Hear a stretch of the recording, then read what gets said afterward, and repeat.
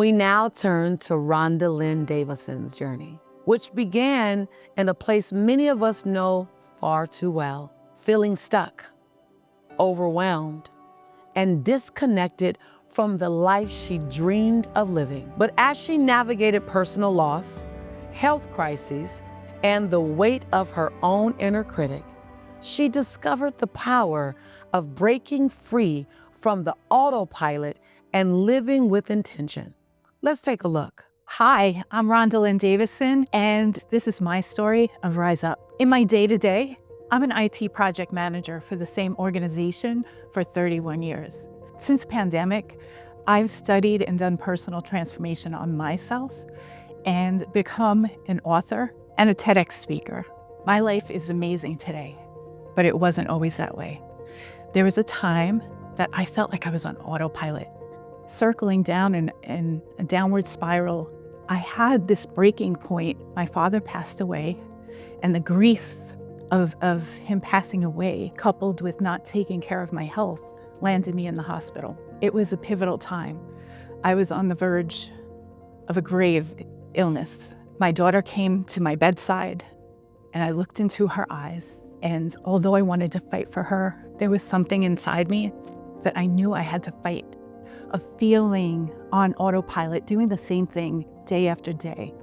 I was working long hours. I was eating to numb my feelings, and I didn't know it.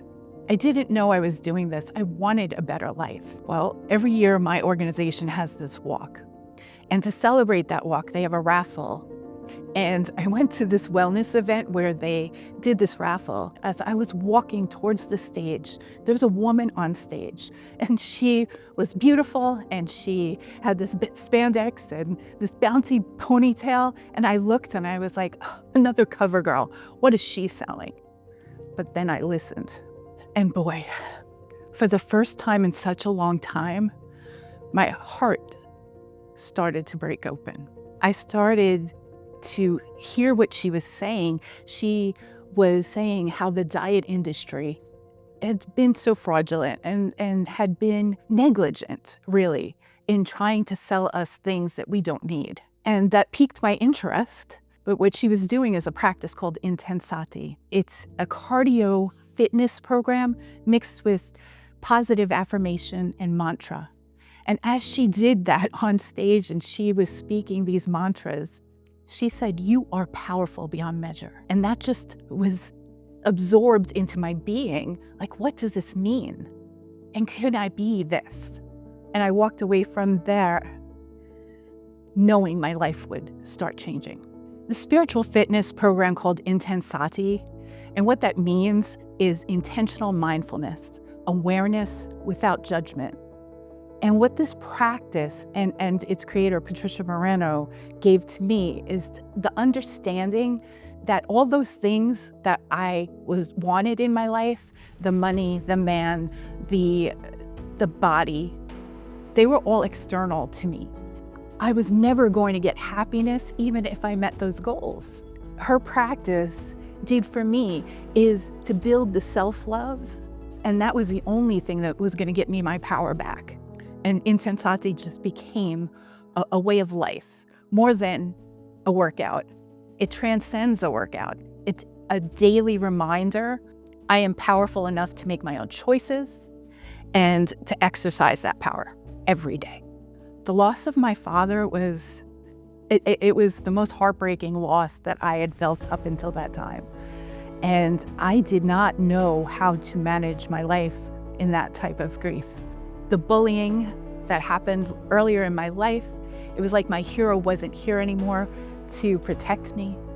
So a lot of that led to me not taking care of myself, not eating the way I should, just not taking care of myself and winding up in that hospital bed.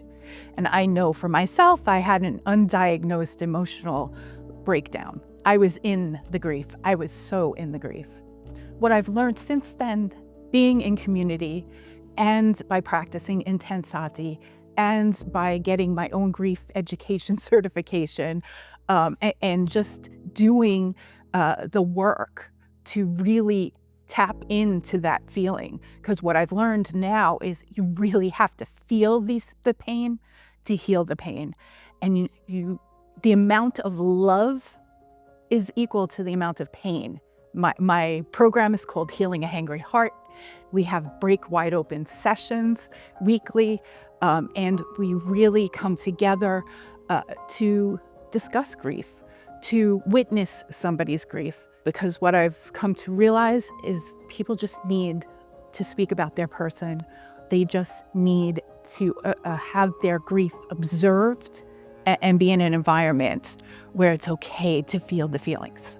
Along my journey, I came up with this framework called the 5 pillars of ease. It's because they all start with E. It's elevate, energy, exercise, embody, and evolve. And each one of these pillars, I found that instinctually, every time I got through a breakthrough or I hit another goal, that these pillars were in my life. The first pillar, elevate, is to get around higher thoughts, get around people who are doing the same thing, whether it be a podcast, new books, or just elevating yourself to be around inspirational people. First pillar, elevate. 2 is energy.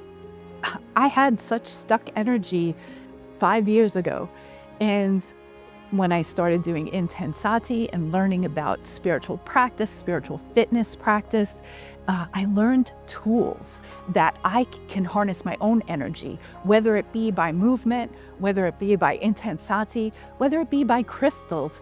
There are so many different modalities to make your energy flow throughout your body and intentionally do that. 3 is exercise. And exercise, it's not only the physical, which is really important to get activity, whether it be a walk, whether it be intensati, whether it be whatever calls to you. It's more than that. It's a spiritual fitness practice. It's the repetition that exercise gives us. Making a spiritual practice, embracing that practice. Then 4 is embody.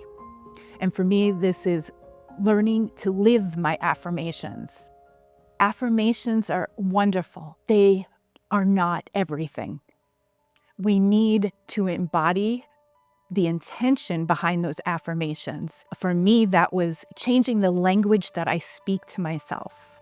Pillar 5 is evolve. And that means learning to embrace the journey, learning to be comfortable in discomfort, learning that 1% better is okay and great. For me, I have to hit that reset button, not only daily, sometimes hourly, sometimes it's minute by minute. Once we hit that reset button, we start over. And for me, that's evolve. The pillars: elevate the thoughts, energize the body, exercise the spirit, embody the affirmations, and evolve every day. At my lowest low, I was stuck in this habitual pattern of overeating. I was drinking too much wine. I was angry at the world and just in this victim mentality. And what I did to get unstuck or to start living again is I found a mentor. I found a mentor and I worked the program. As I started understanding that none of those outside things were going to make me truly happy, and that I had the power to catch the thoughts that I was thinking every day. And for me, it was most of them were negative. And as I caught that negative thought, implementing a practice, and I can challenge that thought by accepting it, acknowledging it, not pretending it's not there, acknowledging the thought, and then choosing a higher vibration. And I did that by getting help. I was always waiting to feel better. I was waiting for the fear to melt away. I think for me, what really was a turning point is when my mentors helped me to realize that the fear wasn't going away. But if I leaned into it, I took the control back, and then I can build anything. And just in this last year, I've authored 2 books. I've become a TEDx speaker. And I don't know that I would have been able to do any of that without picking the mentors that I did and implementing a spiritual fitness practice like Intensati. Her story reminds us that even in our darkest moments, there's always a spark of hope waiting to be ignited. Through her courage to turn off autopilot and fully embrace life, Rhonda has not only healed herself, but has created a roadmap for others to find their way back to joy.